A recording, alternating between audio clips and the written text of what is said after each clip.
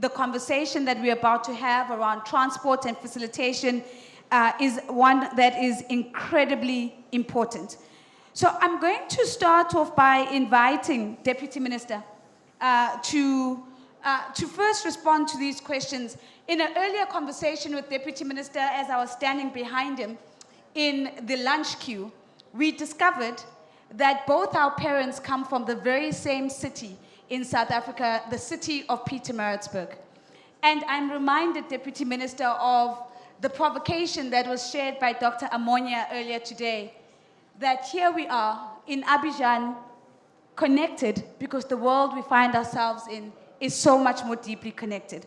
The conversation and the question that I want to put to you as we kick off is to ask you to talk to us about the South Corridor, the Beira Development Corridor, and in particular, the extent to which you're starting to see the benefits of trade, you're starting to see the benefits in terms of agriculture, and perhaps a comment on what you're seeing in terms of the spillover effects or the outcomes and the benefits on industrialization.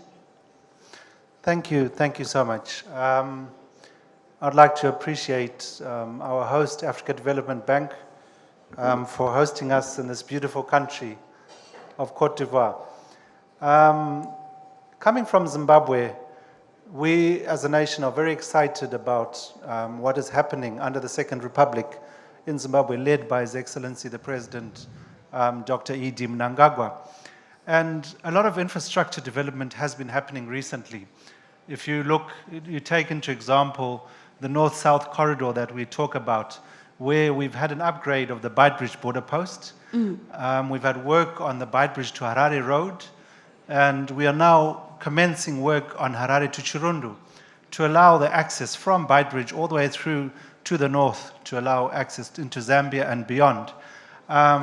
We have the Beira corridor, which my dear brother next to me, the Permanent Secretary from Mozambique, where we're working on infrastructure that will stretch from Beira, our railway network from Beira into Mutare, into Harare, to allow us to move freight from the roads onto rail. We are looking at the link between Kafue in Zambia and Lion's Den, because all of this comes together with the issue of regional integration, the promotion of trade for countries, for us to trade amongst ourselves. We are also looking at an initiative where in July, the Ministers of Transport from Mozambique, Zimbabwe, and Botswana signed an MOU to develop rail from Mozambique, from a new port being built there, to Zimbabwe into Botswana, a project worth 6.5 million, where we are looking towards the Africa Development Bank to assist with technical assistance, financial assistance, to do a feasibility study, but ultimately to allow us to trade amongst ourselves from Botswana, Zimbabwe into Mozambique. This will result in minerals being transported, agriculture being promoted, the special economic zones you referred to. So this is also a very exciting corridor for us, from the west, Botswana, into Zimbabwe, all the way to Mozambique. So some of these initiatives are really bearing fruit for us. And what I believe is most important is to promote intra-African trade, where we move resources from one country to another, ultimately to achieve value addition so that we can do it within our African countries, but really to grow our economies and our GDP. Deputy Minister, I think, I wanted to ask you what role you would see for an institution like the African Development Bank, but you've already indicated that there's a financial role to play, there's a technical role to play, there's support in terms of feasibility studies. So that's been outlined. What I'm keen to hear from you is, what do you think is going to change once all of this is done? I mean, you've mentioned trade, you've mentioned agriculture, but I'm certain that you've quantified the opportunity. And what will Zimbabwe look like once this project is completed in comparison to the Zimbabwe we know now? Well, we are looking at cross-cutting across the economy. We're looking at our road networks. We're looking at upgrading our railway systems from Hwange in the west to Chkwalakwala to the Maputo port. We're looking at upgrading our airports, which we have done successfully. The Harare International Airport, the RGM Airport, has been upgraded, as well as the Victoria Falls Airport. So the air we're looking at aviation as well, promotion of aviation. So your roads, your rail, your air transport. But ultimately, the bank can and should come on board as well, where we're talking about value addition. Yeah. And value addition can only be done where we as countries take a conscious decision to take our raw materials and turn them into products, and not have a situation where we just export raw materials and re-import the finished products. So I believe Africa Development Bank can really come on board as well to look at value addition initiatives, how we can develop such infrastructure so that we trade amongst ourselves. It was mentioned earlier that rail in Africa contributes to less than 1% of carriage of goods. And yet this is because what has been designed in the past is an extractive mode where we have infrastructure to the ports so that we can export our raw materials. Mention was being done about the airlines not cooperating amongst ourselves.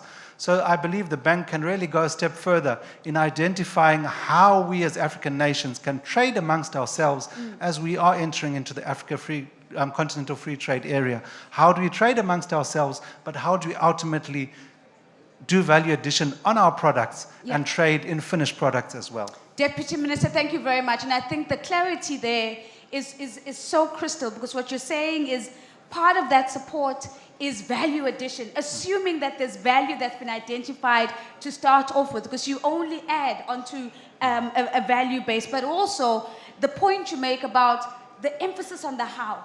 We know what needs to be done. Sure. We need support in enabling the how. Let me build on that by going to Permanent Secretary Situ. Permanent Secretary, when we look at Mozambique, there are a range of oil and gas projects in Mozambique that are contributing to an increased demand for transport and trade facilitation. There's the growth of neighboring countries that is also driving the transportation sector in Mozambique. The question to you, PERMSEC, is what new trade opportunities are you seeing opening up in Mozambique because of the growth in the transport sector?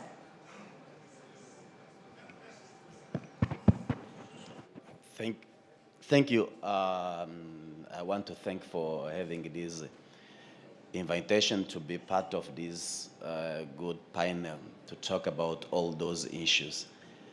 I want to apologize first if my English is not good enough. I will not change to French because I have to think on my mother tongue, then translate to Portuguese, then to English. So French, maybe it will be the fourth one. So I want to apologize on that. But I want to thank you and try to update what we are doing in Mozambique and which are the opportunities that we are seeing. Mozambique is strategic, well located in terms of logistic chain.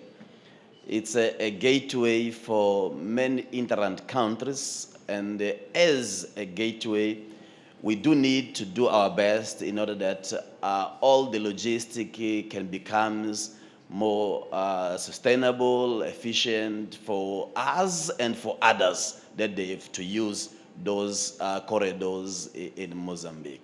That's why in 2009 we designed a strategy that we call the Strategy for Integrated System of Transport, that they do have two big pillars. The first pillar is to develop the infrastructures in order to answer the national and regional demand. And the second one, it is those infrastructure must be efficient and competitive. But how are we gonna do this in terms of developing infrastructures, as we know that we all have the shortage of finance, and that's why we're seeking the finance of the African Development Bank and other players. We start to go on the Spatial Development Initiative, where we do scope all the potential that we do have in the country, in the region, in order to see which are the anchor projects that we can do have in order that it can make viable the construction of those infrastructures. That's why you mentioned about the gas field. The gas field is located on the NAF region in Cabo Delgado. It's not really more much linked to the main corridors. I'm talking about the Maputo corridor that is going to South Africa, Eswatini, and Zimbabwe.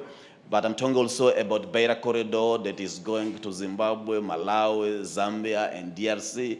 I'm talking about Nakala corridor that is going to Malawi, Zambia, and DRC. So the gas field, it will do increase the GDP for the country, yes. It will do increase some opportunity in terms of infrastructures in Cabo Delgado province, but it will not affect much on those corridors. That's why we still need to look on the best strategies on those corridors. Yeah. That's why when you look on those corridors, you'll see that in terms of the first pillar to develop infrastructures, we are doing our best. When you look on Beira corridor that you mentioned before, when you ask my colleague of the panel, we do rehabilitate and modernize the 317 kilometers of the rail line from Beira port to the border. But we are sure that a corridor to become efficient is not by having only a good infrastructure. We do need to be clear about all the logistics chain, either at the port, the feeders, rail or road, the border, all those integrated, we need to have it clear and to put it in a good conditions in order that we can go for digitalizations to enable this and sustainable corridor to be used. Yeah. When we talk about the border, that's why we are coming to see if this border first must come up as a one-stop border post. Then it can come as a smart border. Because if it's not even yet a one-stop border, when you start to think about smart border, you are lying to yourself because you don't know even clear the process that you need to integrate among different countries. For that purpose, when we look on the Maputo corridor, we are doubling the line that is going to South Africa in terms of the line. On the road also, we do upgrade the road, but in the border, we start to go for the paperless. Yeah. Based on that, only by doing this paperless, we were used to have around 800 trucks per day, but when we come up to paperless, we increase the trucks to around 1,500 trucks per day to 2,000 trucks per day.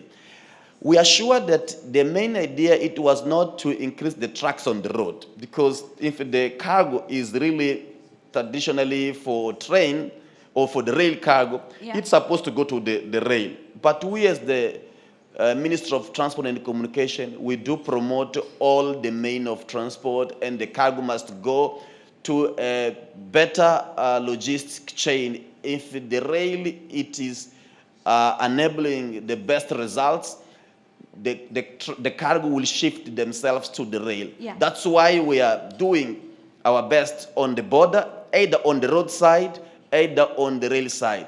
We start to have the seamless trains with South Africa to try to push the trains from the point of origin of the cargo directly to the port.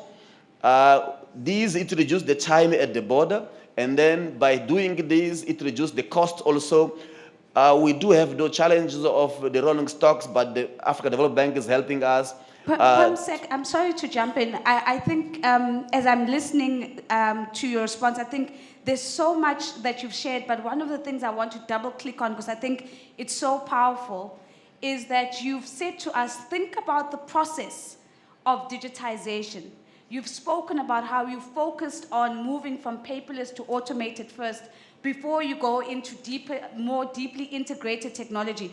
What's next? Now that you've achieved paperless, what is the government planning to do or looking to do to take it one step further after paperless? If you're seeing 1,500, 2,000 trucks a day, what do you think the next level of technology integration at the borders is going to achieve? Thank you. First, how it will be achieved and what we will do have on that. First, because we do have the paperless on the Mozambican side, but we're supposed to have a one-stop. So now we need to go for one-stop. By having one-stop, It will do increase much the number of trucks per day. The turnaround will do reduce, and then it will enable that the port will do receive much cargo in short time, and we can handle more and more and more, and service will be done. But a part of that, by having one stop, we are discussing, and we do have an action plan, at least, as I mentioned, start with South Africa, and then we are discussing with Zimbabwe also to go on the same road, to have this digitalized system and communication among the system from Mozambique and South Africa. By having that, it will be clear that for many transit cargo, the trucks or the truck drivers will not need even to stop and come down. It's only to confirm that we are talking about the same guy, and then by doing this also will do increase much. We are sure that it can even double that. Yeah. As I do mention, we are not promoting the road transport. We are promoting all the means of transport. That's why at the same time, we are doing on the rail side, we are increasing the rolling stocks on the rail side. We are increasing, we are digitalizing the process. We are scanning and checking, controlling from the start point to the port on the rail side. So we are sure that at the end of the day, these will do increase the volume of cargo that will be transported either on the road, either on the rail, and it will enable us that the corridor must be transformed as a developmental corridor, not a transport corridor, because we don't want that our rail and road only it's for transit.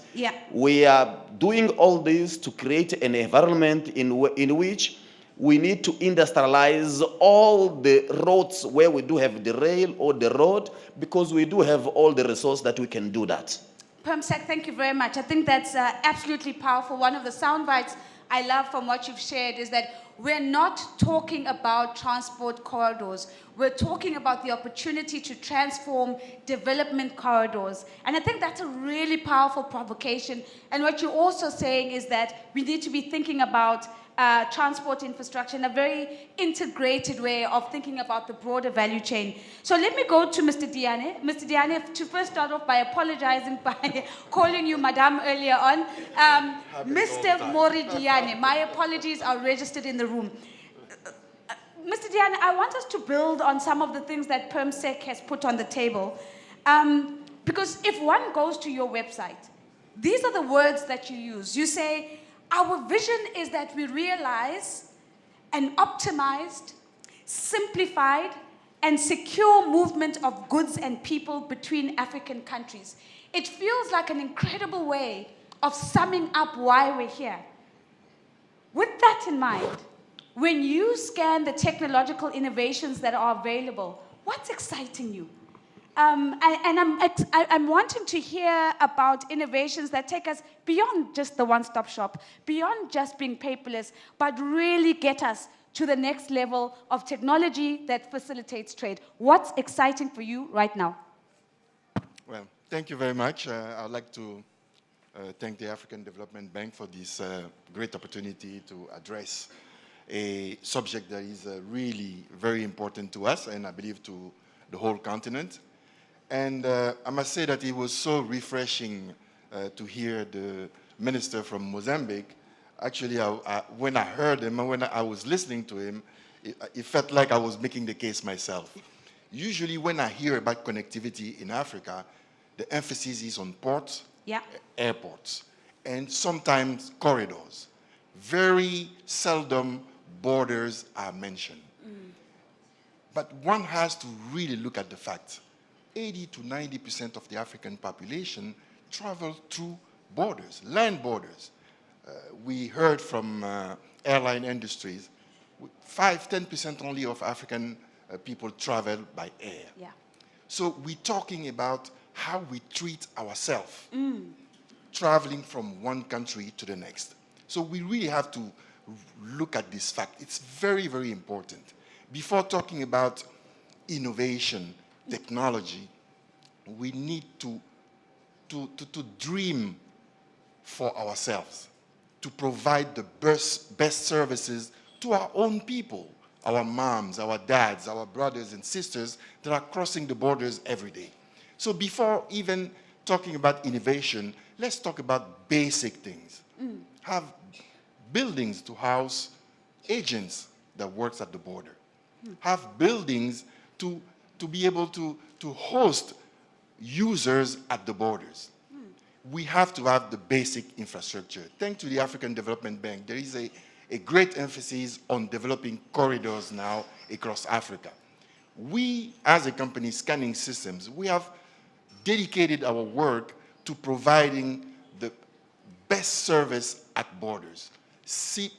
Same level of service as in any given airport in Africa. Meaning, provide great customer experience for immigration. Provides seamless, with no delay, service to cargo going from one country to the next. So the first thing we did was crawl first. Build an infrastructure at the border, house people that are working at that border, provide them with the basic equipment that they need, computers. Provide them with electricity. Usually at our borders, electricity is not readily available, so you may need to put in strong generators and so forth. Provide them with telecommunication means. Provide them with training to be able to use the latest technologies. And then we move on to what do we require to make it work well. First thing is, there is so much redundancy in terms of traveling from one country to the next, either for cargo or people.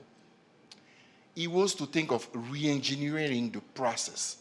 Before you digitalize, you have to frame it in such a way that it will fit into the best international standards. So put all that into perspective, talking to various countries, and then create a software, which we've done. We've created a software called the e-Joint Border Post, which is basically a single window scheme, whereby all the information is collected at one single point of collection, and then disseminated to all stakeholders working at that border. So there is no delays, there is no redundancy, and so forth. And then when you go beyond that, of course, there are so many innovations out there. I will talk about the SIGMAT, for example, that ECOWAS is pushing through funding through the World Bank, I believe, which allows merchandises in transit to be able to cross a border for in about 30 minutes, just because the sharing the information between the two custom agencies involved in treating that particular product. That's one. You have Afreximbank that is trying this new system that they call the African Collaborative Guarantee Scheme. What you need to understand is that when a truck leaves, for example, Lomé, they have to get a guarantee for the leg from Lomé to the border. When they get to the border, they have to get another guarantee from the country in which they're entering. This collaborative scheme is to provide a platform to be able to get one single guarantee across the whole region. So it's been on trial in East Africa. We're hoping that we'll be able to try the same thing in West Africa. So there is so much to be done, but I insist we have to start with the basics before we go to the next level.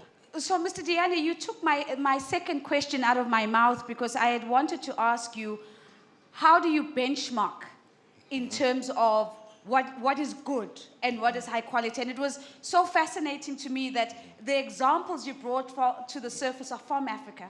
And oftentimes when we begin to talk benchmarking, we start to look outside of the continent and start looking at technologies in other regions, in Europe and Asia and so on. And it's really encouraging to know that there's best practice on the continent. I do want to underscore one other thing that I thought was really powerful. And it might seem slightly like it's semantics, but I think it's important that the call to action is how we build is a reflection of how we treat ourselves. And that how we build is a reflection of how we dream for ourselves. And I think, if anything, those are certainly words that we're going to have to take away from this conversation. So let me then build on some of the comments that you've made, and I want to go to Mr. Cohen. Mr. Cohen, I want us to maybe focus on Beitbridge. And the way the Beitbridge port in particular, which of course we know has been a complex project, a multifaceted project, the way that I have the questions is that at this point we're supposed to talk about challenges. I don't want to do that. What I'd like to talk about instead is that, given that this is now generally perceived to be a successful project, how did you go about measuring success? As you were thinking about what good looks like, what were the metrics you had in place as Beitbridge Port was being developed, being refined, being improved over time? How we look at success is exactly what we achieved. If you look at Beitbridge before we did the modernization project, it was congested. Trucks were taking 6 days. The user experience was terrible. Massive crime, with queues of trucks waiting. It creates all sorts of challenges. What we have today is we have a streamlined situation where the user experience for passengers is very much like an airport, like Mr. Diano was explaining. We have state-of-the-art hard infrastructure facilities. We integrate that with ICT that helps the process of the goods. From 6 days now, it takes from 20 minutes to 3 hours for commercial cargo to go through. We're introducing fast lanes, like the PS of Mozambique was saying, where maybe the driver doesn't even need to exit his truck. It will be like he arrives at a toll booth. The ICT, the AI will process everything, the information sharing between where the truck came from, where it's going to, and where it stops is all shared. And we can actually track that truck. We can ensure that we stop things like transit fraud, which is a huge problem in the region, and it creates huge losses to the fiscus, human trafficking. So we measure success in those terms. Also, in terms of building out Beitbridge, we measured success that we finished the project before time and we completed it on budget. So I hope that answers the question. Ladies and gentlemen, it sounds like a really impressive brag list, Mr. Cohen, as you talk about streamlined from 3 hours to 20 minutes, fast lanes, information sharing, reduced transit fraud, finished before time, on budget, and it really is incredible and speaks to what is possible. Maybe as a follow-up, Mr. Cohen, if you were to lift 3 lessons that if we could use these lessons as we try to replicate what's been done at Beitbridge Port, what were the 3 lessons that you would share with the room? 3 things that really were a make or break, made a difference in all of the things that you've listed as success factors? Well, the most important thing, in terms of the physical infrastructure that we did at Beitbridge was traffic separation. In conjunction with the ICT and the AI, all of the systems, they need to be harmonized, which is very important. We talked about single window just now, which is going to be very, very, very important. There are multiple agencies at all these borders, from 6 agencies to 13 agencies. And if that's reduced into a single window, it streamlines the effects considerably. Getting buy-in and the trust from all stakeholders is very important. Buy-in from private sector with government, buy-in from the users, the commercial transporters, the passengers, and the operators. So those are very important lessons. Mr. Cohen, thank you very much. I want to be cheeky and maybe make the following comment, is that on the point of buy-in and securing buy-in, I think that's so critically important, because sometimes when a system is dysfunctional, we can make the mistake of thinking that no one benefits. Those who benefit from dysfunctionality have a vested interest in ensuring that those systems remain dysfunctional. And so when you can count buy-in as one of the things that we've gotten right, it's an incredibly important point, because it's not just about securing the buy-in of the people who want the system to work, but it's also convincing those who have a vested interest in it not working. So thank you very much. Did you want to comment on that, Mr. Cohen? Yes, I mean, that is a serious challenge, and you know, in the whole region, the people that you mentioned are a major challenge, and it's to ensure that they become compliant with the border systems. And just one other correction, we improved the traffic flow from 6 days to 3 hours. Okay, fantastic. But we are going to get to 20 minutes, Mr. Cohen. Yes, you can give him a round of applause. I think that's absolutely fantastic. Madam Anthony, let me come to you. Again, I want to go to your website. I love going onto the websites of these organizations to see the promises they make on the website and how these translate into the actual work. So your website says, our mission as Trademark Africa is to grow prosperity through increased trade, which I think is such a beautiful mission and very well articulated. So how do you do that? In particular, how do you do that by bringing technology closer to trade? I'm looking for 1 or 2 examples of how you've taken technology, taken trade, converged the two, and have come out with a mission, a step closer to your mission of growing prosperity through trade. Thank you, Madam Moderator. It's a pleasure to be here. Just for those who don't know, Trademark Africa is a not-for-profit, an African not-for-profit, Aid for Trade outlet, been in business for 14 years. When we started 14 years ago, we felt like a lonely prophet in the desert. And now when I hear my colleagues in the panel, it feels like music to my ears. It's like it's now part of the narrative in the trade space, in the transport space, to make regional integration happen, to make prosperity happen, to better. So thank you, and I really like your sharp questions. They're fantastic. So what we do, over the last 14 years, we've built what I would say an ecosystem of trust. It means you invest in infrastructure, what I hear, ports, borders, dry ports, but you also build in the processes and the digital processes. Now, this has made incredible gains in the East African region where we started, especially with the EAC. And I'm really proud when somebody says that that's the benchmark. Yeah. That was really fantastic. And this is why we're now Trademark Africa, working in the Horn, and now here in West Africa, well, and hopefully more with Mozambique as well. But so that one example you're asking, let me just get some figures because, so what we've done, for example, in Uganda, there were so many trade processes, very inefficient. We've started from customs. We've gathered all the other trade agencies around it to create a public single window. Now, so we're blessed with a lot of grant money, so we don't need the private sector to come in. And in some sovereign assets, that might actually be quite important because you're dealing with government revenue, with security, with immigration. It's sensitive. So this single window, it was one of its first kinds in Africa. So now everybody talks about single windows as if it's nothing. But at the time, as Ankta said, most trade transactions involve 30 parties, 40 documents, 200 data elements, and they require re-encoding of 70% of all data at least once.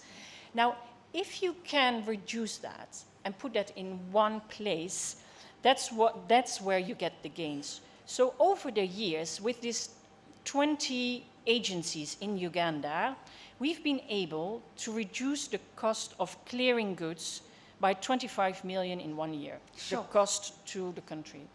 Now, that takes average clearance time down from over 9 days to less than 2. So it's like similar what you hear in the panel, and the cost of each transaction reduced to half. Now that's important because that's what makes the difference. Yeah. If you allow me, you were talking about prosperity. Yes. Waiting times can be measured in dollars.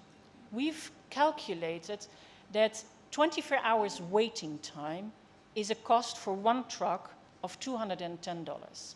Now, I think some of my colleagues were talking about, say, 800 trucks a day, say 1,000.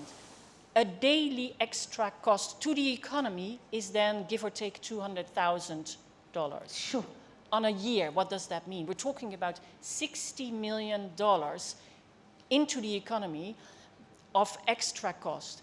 Now, that's not the transporter that pays it. The cost goes to the consumer. Yeah. It means your mom, my husband, when they go shopping, they pay that price. And so we're not only talking about traders and government, we're talking about family budgets. Yeah. We're talking about consumer goods that really can reduce their cost if logistics are far more efficient. Thank you very much. You know, one of the things you've raised, and I'm going to bring it into the second panel, which is going to come up in the next 2 minutes, is the cost on households. And that's because we're going to be talking about agricultural value chains. And I think that's the cost of food becomes a real conversation. But just a quick comment on ecosystems. You're the first person who's mentioned ecosystems in this conversation, although we've heard it in the room. But you talk about an ecosystem of trust. Yeah. 2 things, maximum 3, that make ecosystems work. It is what happens, for example, here in Côte d'Ivoire really well. You talk about compliance, not punishing.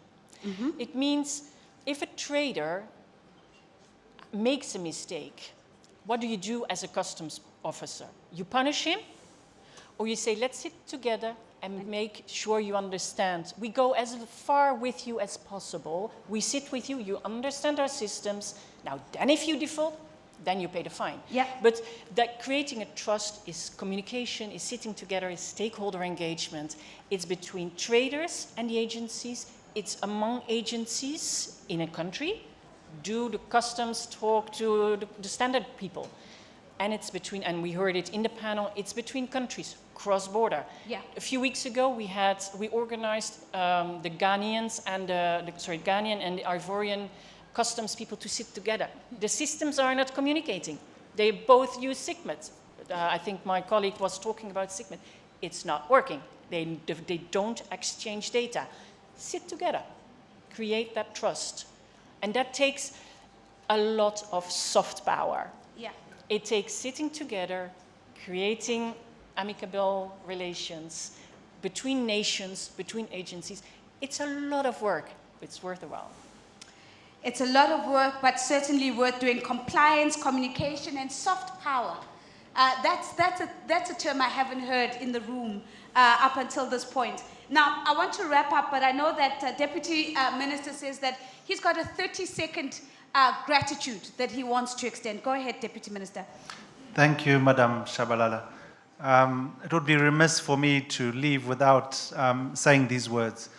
In 2019, Zimbabwe, Mozambique, Malawi were hit by a devastating cyclone Idai, which damaged infrastructure, roads, your bridges, and led to loss of life. In our case in Zimbabwe, more than 600 people lost their lives. At this point, our president, Dr. E.D. Mnangagwa, put out an appeal for assistance, and Africa Development Bank came forward. It's very emotional for me because I come from Chimanimani in the eastern district of Zimbabwe, where we were hardest hit by the cyclone, where we lost roads and bridges and schools and clinics.